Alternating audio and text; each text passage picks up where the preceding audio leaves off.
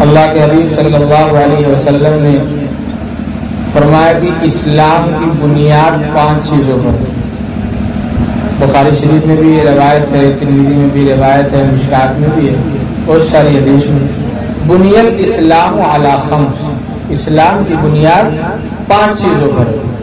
جب بھی آپ حضرات کا مشاہدہ یہ ہے کہ جب بھی کوئی گھر بنانا ہوتا ہے یا کسی چیز کی تعمیر کرنی ہوتی ہے تو اس کے نیچے کی جو بنیاد اور جڑ ہوتی ہے اس کو پہلے مضبوط کیا جاتا ہے۔ جڑ اگر مضبوط نہ ہو، بنیاد اگر مضبوط نہ ہو تو اس پر جو تعمیری کام ہوگا وہ کمزور ہو جائے گا، اور اس کے چاروں پائے جو ہے یا وہ عمارت جتنے پایوں پر کھڑی ہوگی ان تمام پایوں کو مضبوط کیا جائے گا۔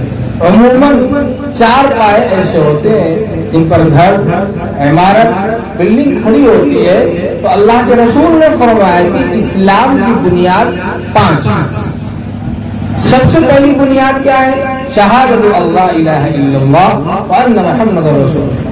سب سے پہلے تو حدیث پاک میں اللہ کے رسول نے فرمایا کہ کل مولود یولد علی الفطرہ فابواہ یہودانہ او ینصرانہ او یمجسانہ۔ جتنے بھی بچے، جو بھی بچہ دنیا میں آتا ہے وہ آنے کی جو بھی اس کے طریقے ہوں، سارے بچے فطرت اسلام پر دنیا میں بھیجے جاتے ہیں۔ اب ان کے والدین کا جو دین ہوتا ہے، بچہ اپنے والدین کی دین پر چلنے لگتا ہے۔ اگر والدین مسلمان ہیں تو بچہ بھی انہی کی طرز زندگی پر زندگی گزارتا ہے، اور اگر وہ یہودی ہے، نصرانی ہے، مجوسی ہے یا کوئی اور ہو تو انہی کی طرز پر وہ بھی زندگی گزارنے لگتا ہے۔ تو سب سے پہلا کام بندے کا اسلام میں داخل ہونا ہے۔ اسلام اگر زندگی میں نہ ہو، ایمان اگر زندگی میں نہ ہو، توحید اگر زندگی میں نہ ہو، آپ لاکھ روزے رکھے، آپ لاکھ نماز پڑھتے رہے، آپ زکات دیتے رہے، آپ کتنی ہی عبادت کر ڈالے، آپ کی رائی کے دانے کے برابر بھی عبادت اللہ کے یہاں مقبول نہیں۔ کیوں؟ اس لیے کہ اللہ نے فرمایا وَمَن يَبْتَغِ غَيْرَ الْإِسْلَامِ دِينًا فَلَن يُقْبَلَ مِنْهُ وَهُوَ فِي الْآخِرَةِ مِنَ الْخَاسِرِينَ۔ اسلام کے علاوہ جتنے بھی مذاہب ہیں سب کے سب باطل ہیں۔ دنیا میں ان کے فوائد تو آپ اور ہم دیکھ سکتے ہیں، لیکن آخرت میں اللہ کے ہاں آپ کی کوئی مقبولیت نہیں ہوگی، اس میں سے آپ کا اور ہمیں کوئی حصہ ملنے والا نہیں ہے۔ تو سب سے پہلا کام اسلام میں داخل ہو جانا، سب سے پہلی بنیاد اسلام کی کیا ہے؟ توحید ہے، اللہ کا اقرار ہے، اللہ کی وحدانیت کا اقرار ہے۔ اور دوسرا پایا کیا ہے؟ دوسری بنیاد، دوسری جڑ کیا ہے؟ اقام الصلاۃ۔ روز محشر کی جان گداز اول پرش سے نماز۔ سب سے پہلے قیامت کے دن جو سوال ہوگا وہ نماز کا سوال ہوگا کہ زندگی میں مسلمان تو تم تھے، اللہ نے ایمان کی دولت سے مالا مال فرمایا تھا، لیکن اللہ کی فرما برداری تم نے کیا یا نہیں کیا؟ اللہ کے رسول نے فرمایا قرۃ عینی فی الصلاۃ، میری آنکھوں کی ٹھنڈک نماز میں ہے۔ فرمایا اللہ کے رسول نے کہ نماز مسلمان اور غیر مسلمان، اسلام مسلمان اور کافر کے درمیان جو آڑ ہے وہ نماز کا۔ اگر ہم نماز نہیں پڑھتے تو بھائی یہ کافر آدمی بھی نماز نہیں پڑھتا، ہم بھی نماز نہیں پڑھتے، جو آڑ تھا، جو پردہ تھا وہ ختم ہو گیا، ہم اسی جیسے۔ تو نماز کا اہتمام کرنا چاہیے۔ وَإِيتَاءُ الزَّكَاةِ، اور تیسرا جو رکن ہے، تیسرا جو پایا ہے دین کا، اسلام کا، وہ زکات ہے۔ آج زکات روکی گئی، اللہ نے بارش روک لی، آج لوگوں نے زکات نہیں دی، مال میں فساد آ گیا، آج لوگوں نے زکات کا مال روک لیا، اس کی وجہ سے اللہ کا عذاب آ رہا ہے۔ یہ ایمان والا مصیبت میں پڑ رہا ہے، لیکن اس کی آنکھ کی پٹی نہیں کھل رہی ہے۔ میرے بھائیوں یاد رکھنا، بظاہر ہمیں یہ معلوم ہوتا ہے ہم مال کی زکات نہیں دیں گے تو جو ہمیں زکات کا حصہ نکالنا چاہیے تھا، کسی غریب کو دینا چاہیے تھا، وہ مال ہمارے پاس بظاہر موجود تو ہے لیکن وہ ہلاکت کا سبب ہے، فساد کا سبب ہے، مال کے نقصان کا سبب ہے۔ اس لیے میرے بھائیوں، عزیز دوستو، مال کی جو ہم زکات نکالتے ہیں دیکھنے میں وہ مال تو کم ہوتا ہے، لیکن یقیناً اگر ہم اور آپ اندازہ لگائیں آج اس سال ہم نے جتنی زکات نکالی ہے، آنے والے سال میں جو زکات ہم نکال رہے ہیں، اب ہم کو دیکھنا ہے کہ ہم نے پچھلے گزشتہ سال جو زکات نکالی تھی وہی زکات نکل رہی ہے یا اس سے زیادہ زکات نکل رہی ہے۔ اگر زیادہ کی زکات نکل رہی ہے تو یاد رکھنا مال میں بڑھوتری ہوئی ہے، مال میں کمی نہیں ہوئی ہے۔ اور مان لیجئے، فرض کر لیجئے مال کم ہی ہو جائے تو کیا ہوا، مال اللہ کا ہے، اس مال سے اللہ نے ہمیں فائدہ اٹھانے کی اجازت دی ہے، مال ہماری ملکیت نہیں ہے۔ المال غاد ورائح، مال صبح میں آیا شام چلا گیا، شام آیا صبح چلا گیا، یہ اللہ کی نعمت ہے، نعمت کے طور پر اس مال کو استعمال کرنا چاہیے، مال پا کر کے غرور اور تکبر نہیں کرنا چاہیے۔ مال اللہ نے قارون کو دیا تھا، اللہ نے جب حکم نازل فرمایا اے قارون تو مال کی زکات نکال، تو قارون نے زکات نکالنے سے انکار کر دیا۔ یہ اس کو جو فن سکھایا تھا موسیٰ علیہ السلام نے، قارون نے کہا یہ تو میں نے اپنی صلاحیت سے، اپنے ہنر سے، اپنے فن سے، اپنے علم سے میں نے کیمیا بنایا، اس سے مال کمایا، دولت جمع کی، کہتا تھا انما اوتیتہ علی علم۔ بھائی ہنر کس نے دیا؟ اللہ نے دیا۔ اگر آج ہمارے پاس عقل نہیں ہوتی تو ہنر کیسے آتا؟ معلوم کیا ہوا، جہاں بھی آپ لوٹ کر کے جاؤ گے ایک اللہ کی ذات کے پاس جاؤ گے، مرجع وہی ہے، لوٹنے کی جگہ وہی ہے۔ اس لیے میرے بھائیوں، اگر ہمارے پاس مال ہے تو اگر ہمارے زکات ادا کرنے سے مال کم ہی کیوں نہ ہو جائے پھر بھی اللہ کا حکم سمجھ کر کے اس مال کی زکات نکالنی ہے۔ سر تسلیم خم ہے جو مزاج یار میں آئے، دیکھو بھائی ہم بندے ہیں، وہ آقا ہے، ہمیں بندگی کرنا ہے، اور وہ آقا ہے، ہمیں اس کی فرما برداری کرنا ہے، وہ جیسے کہے گا اس طریقے سے ہم زندگی گزاریں گے۔ میرے بھائیوں، نماز آدمی 24 گھنٹے میں جب چاہے پڑھ سکتا ہے، لیکن سورج کے نکلنے کے وقت اور استواء شمس کے وقت، سورج جب بالکل سر پر کھڑا ہو جائے اور سورج کے غروب ہونے کے وقت نماز نہیں پڑھ سکتے۔ کیوں؟ اس لیے کہ اللہ نے منع کر دیا۔ نماز پڑھنا برا نہیں ہے، حکم کو توڑنا برا ہے، حکم کے توڑنے کی وجہ سے اللہ کی گرفت آئے گی۔ اس لیے میرے بھائیوں، زکات کی ادائیگی اسلام کا تیسرا رکن۔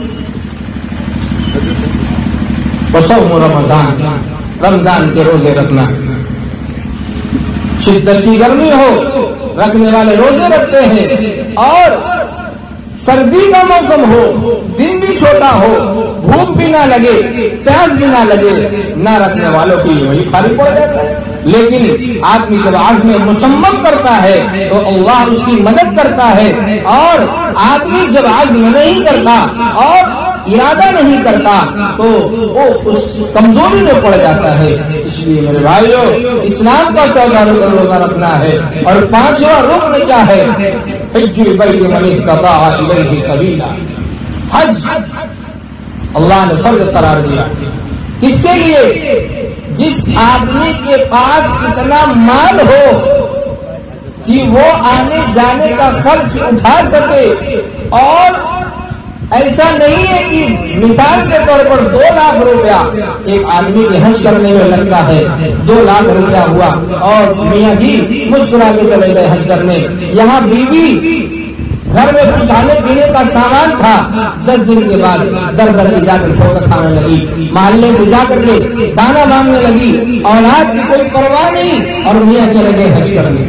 تو نانو نفقہ کا بھی انتظام ہونا چاہیے، اولاد کی پرورش کما کر کے اس کا پیٹ بھرنا، اس کو کھلانا پلانا، اس کے کپڑے کا انتظام کرنا، اس کے لیے چھت کا انتظام کرنا، یہ بھی کیا ہے؟ صدقہ ہے، یہ بھی صدقہ ہے، یہ بھی ثواب کا کام ہے۔ اس پر بھی اللہ ہمیں اور آپ آپ کو کل قیامت کے دن اجر دیں گے. اس لیے میرے بھائیو نانو نفقہ کا بھی خرچ ہو, آنے جانے کا بھی خرچ ہو, وہاں کے کھانے پینے کا بھی خرچ ہو, تو ایسے آدمی پر حج فرض ہو جاتا ہے.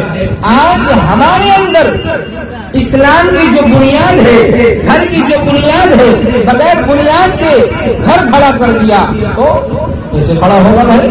اگر کھڑا بھی ہو گیا تو گرنے میں کتنی دیر لگے گی؟ اس کا کوئی وقت متعین نہیں ہے کب گر جائے. اول تو بغیر بنیاد کے کوئی چیز کھڑی ہی نہیں ہوگی. تو پتا چلا کہ تہجد میں ہو گئے, فجر غائب ہو گئی, ظہر غائب ہو گئی, اور لوگوں کے ساتھ بڑا اکرام کا کام کرتے ہیں, لیکن زکات کا اللہ نے حکم دیا فرض ہے وہ نہیں کرتے. بھائی بہت سارے لوگوں کو آپ کھانا کھلاتے ہوں گے, لیکن اللہ نے 1 مہینہ بھوکا رہنے کے لیے کہا تو ہم بھوکا نہیں رہ پاتے. سب سے پہلے اراکین اسلام کو پورا کیا جائے, ارکان اسلام کو پورا کیا جائے, سب سے پہلے بنیاد کو مضبوط کیا جائے. اس کے بعد اس بنیاد پر آپ جتنی اونچی بلڈنگ بنا لیں, جتنی مضبوط عمارت بنا لیں, جتنی اس کے درجے پہ درجے بناتے جائیں, انشاءاللہ وہ بنیاد مضبوط ہوتی جائے گی.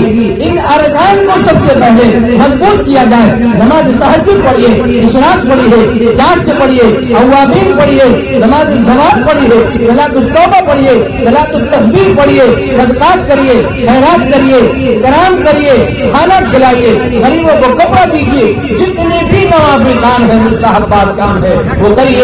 انشاءاللہ اللہ کے یہاں بہت اجر ملے گا.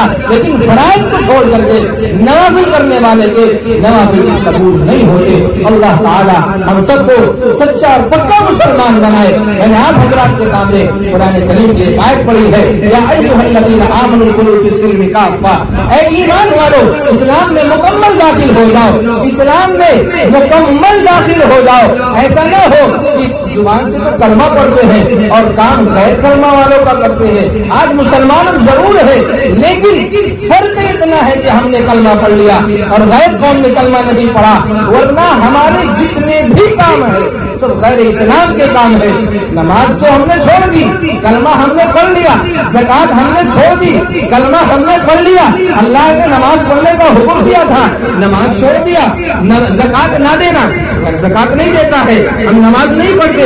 غیر کو نماز پڑھنے کا حکم نہیں ہے, ہم غریب پروری نہیں کرتے, غیر کو غریب پروری کا حکم نہیں ہے. جتنے کام غیر کے تھے, غیر اسلام کے تھے, وہ ہم کر رہے ہیں. بس فرض کیا ہے کہ ہم نے کلمہ تو نہیں پڑھی.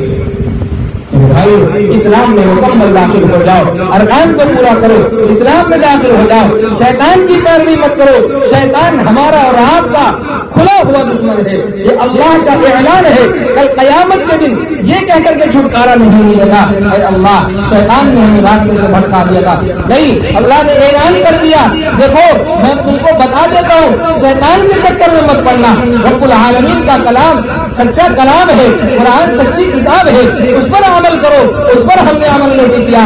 شیطان کے بہکاوے میں وہ ایک شکاری اور شکاری ہے, پھندے میں پھنساتا ہے, لیکن ساری ترکیبیں اللہ نے بتا دی. اب اگر ہم پڑھتے ہیں تو قیامت کے شیطان بھی کہے گا فلا تموتوا وانتم معمور. بھیا آج ہمیں برا بھلا مت کہیے. اللہ کے کلام کو جھٹلا کر کے شیطان کے کلام کو, شیطان کی بات کو تم نے مانا تھا, آج جاؤ جہنم کے گڑھے میں گرو, تمہارے پیچھے میں بھی آتا ہوں. اللہ تعالی ہم سب کو اسلام کامل اور ایمان مکمل کرنے کی توفیق عطا فرمائے.